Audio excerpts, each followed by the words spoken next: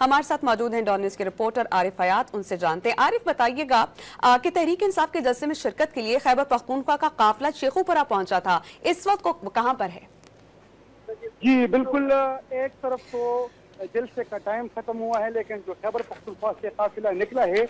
तो वो कुछ देर कबल गुजरानवाला और फिर जहानवाला के इंटरचेंज पे भी उसने क्रॉस किया हुआ था और पाकिस्तान तहरीक इंसाफ के रहनुमा शौकत के मुताबिक कि वो बस लाहौर की हदूद में दाखिल होने वाले ही हैं। तकरीबन 28 किलोमीटर का रास्ता बाकी है, लेकिन जहाँ पर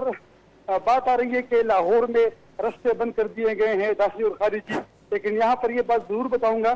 कि खैबर पख्तूनख्वा से जो काफिला गया हुआ है तो उनके पास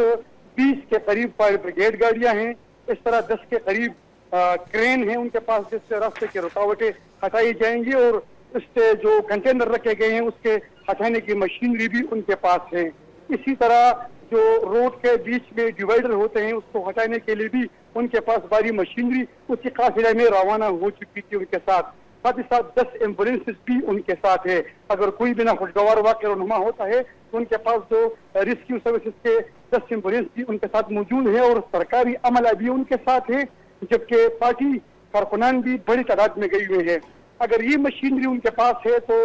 जो दाखिली और खारिजी रास्ते हैं ये क्लियर करना फिर खैबर पख्तूनख्वा के काबिल है कि ये आसान होगा, क्योंकि भारी मशीनरी भी तकरीबन 18 के करीब फायर ब्रिगेड गाड़ियां थी और इस तरह 10 के करीब क्रेन थे उनके साथ, और इसमें 3 बड़े क्रेन थे जो सरकारी क्रेन थे, रेस्क्यू के बड़े क्रेन थे जो भारी चीजों को हटाने में बड़े काम आती है।